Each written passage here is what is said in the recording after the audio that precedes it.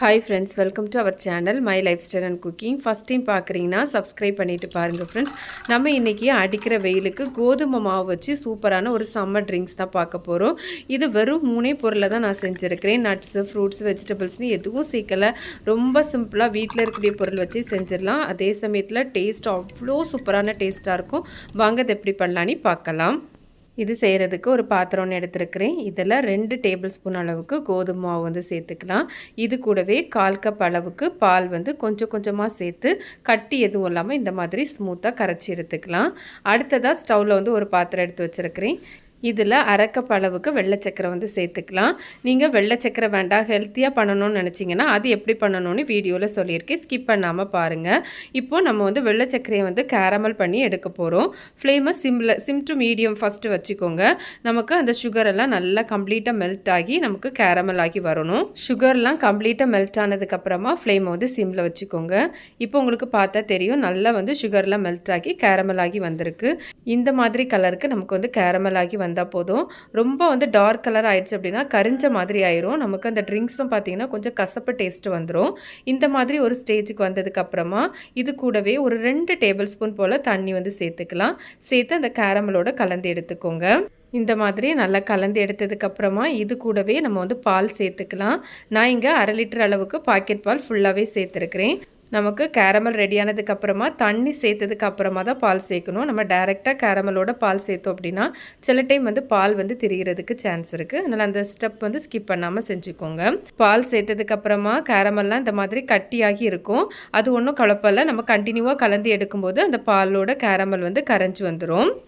கேரமெல்லாம் நல்லா அந்த பாலோட கலந்து வந்ததுக்கப்புறமா ஃப்ளேமை ஹை ஃப்ளேமில் வச்சுக்கலாம். பால் வந்து கொதித்து வரது வரையும்.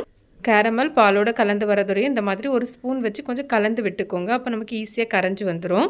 இப்போ பார்த்தீங்கன்னா தெரியும், நமக்கு பால்லாம் நல்லா கொதிச்சு வந்துட்டு இந்த மாதிரி பால் கொதிச்சு வந்ததுக்கப்புறமா நீங்கள் ஒயிட் சுகர் வேண்டாம்னு நினச்சிங்கன்னா ஏற்கனவே ஊற வச்சுருந்த பேரிச்சம்பழம், நீங்கள் உங்கள் சுவைக்கு தக்கன பேரிச்சம்பழம் எடுத்துக்கலாம். கூடவே பாதாம், முந்திரி இதெல்லாம் ஊற வச்சு அரைச்சி சேர்த்துக்கோங்க. அதுவும் ரொம்ப நல்ல டேஸ்ட் நல்லாயிருக்கும். நான் இன்றைக்கி ரொம்ப அதிகமாக நட்ஸ்லாம் சேர்க்காமல் ரொம்ப சிம்பிளாக, எல்லாத்தையும் எப்பவும் நம்ம கையில் இருக்காது, அதனால் ரொம்ப சிம்பிளாக அவைலபிளான பொருளை வச்சு தான் நான் இன்றைக்கி பண்ணியிருக்கேன். இந்த மாதிரி கொதிச்சு வந்ததுக்கப்புறமா இது கூடவே நம்ம ஏற்கனவே வந்து கோதுமை வந்து பாலில் கரைச்சி வச்சுருந்தோம்ல அதை சேர்த்துக்கலாம். சேர்க்கும்போது ஃப்ளேமை வந்து சிம்மில் வச்சுட்டு இந்த மாதிரி கரண்டி வச்சு கலந்து விட்டுட்டே சேர்த்துக்கோங்க. சில டைம் வந்து கோதுமை வந்து கெட்டியாகிறதுக்கு சான்ஸ் இருக்குது. கோதுமாவும் சேர்த்ததுக்கப்புறமா நல்லா தொடர்ந்து கலந்து எடுத்துக்கோங்க. நம்ம சேர்த்துருக்கிற அளவுகளில் கோதுமாவு பார்த்திங்கன்னா ரொம்ப பால் திக்காகி வராது, லைட்டாக ஒரு திக்னஸோடு வரும். ரொம்ப சூப்பரான டேஸ்ட்டாக இருக்கும். அந்த கோதுமாவும் இந்த கேரமலான பால்லாம் சேர்த்து ரொம்ப ரொம்ப சூப்பரான டேஸ்ட்டாக இருக்கும். இது போல் நிறைய ஹெல்த்தியான சம்மர் ட்ரிங்க்ஸ்லாம் நம்ம சேனலில் இருக்குது. அதோட பிளேலிஸ்ட் லிங்க் வந்து என் ஸ்க்ரீனில் கொடுத்துருக்கிறேன்.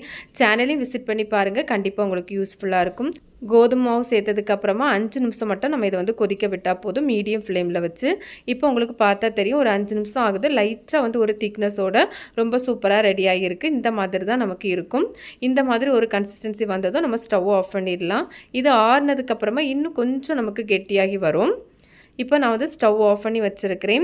நமக்கு ஸ்டவ் ஆஃப் பண்ணதுக்கப்புறமா அந்த பாத்திரத்தோட சூட்டில் கோதுமை வந்து சின்ன இந்த மாதிரி கெட்டியான மாதிரி இருக்கும். அதனால் உடனே வேறு ஒரு பாத்திரத்துக்கு மாற்றி எடுத்துக்கோங்க. இப்போ அடிக்கிற வெயிலுக்கு ஏதாவது கூலான ட்ரிங்க்ஸ் குடிக்கணும் போல் இருக்கும். கண்டிப்பாக இந்த மாதிரி செஞ்சு பாருங்கள், அடிக்கடி செய்வீங்க. இப்போ இது கூடவே நம்ம வந்து வாசனைக்காக வேண்டி ஒரு 1/2 டீஸ்பூன் அளவுக்கு வந்து ஏலக்காய் பொடி சேர்த்துருக்கிறேன். நீங்கள் இதுக்கு பதிலாக வெண்ணிலா எசன்ஸ் இல்லைன்னா கேரமல் எசன்ஸ் இருந்தால் கூட சேர்த்துக்கலாம். சேர்த்து நல்லா ஒருக்கா கலந்து எடுத்துக்கலாம். இப்போ இதை வந்து ஃப்ரிட்ஜில் வந்து ஒரு 2 மணி நேரம் வச்சு எடுத்து வச்சுருக்கிறேன். இது கூடவே நான் ஏற்கனவே கொஞ்சமாக சப்ஜா சீட் வந்து ஊற வச்சு எடுத்துருக்கிறேன். அதை நம்ம சேர்த்துக்கலாம். நீங்கள் சப்ஜாவோ சியாவோ எது வேணாலும் சேர்த்துக்கலாம், இல்லைன்னா நீங்கள் ஸ்கிப் பண்ணிக்கலாம். சப்ஜா சியா சீட்லாம் இந்த மாதிரி சம்மர் டைமில் சாப்பிட்றது ரொம்ப நல்லது. இருந்ததுன்னா சேர்த்துக்கோங்க, இல்லைன்னா ஸ்கிப் பண்ணிக்கோங்க. சேர்த்து நல்லா வந்து கலந்து எடுத்துக்கலாம். இது கூடவே நல்லா ஜம்முன்னு ஐஸ் க்யூபும் போட்டு குடிச்சிங்கன்னா அவ்வளோ சூப்பராக இருக்கும் ஃப்ரெண்ட்ஸ். கண்டிப்பாக ஸ்கிப் பண்ணாமல் ஒருக்கா செஞ்சு பாருங்கள்.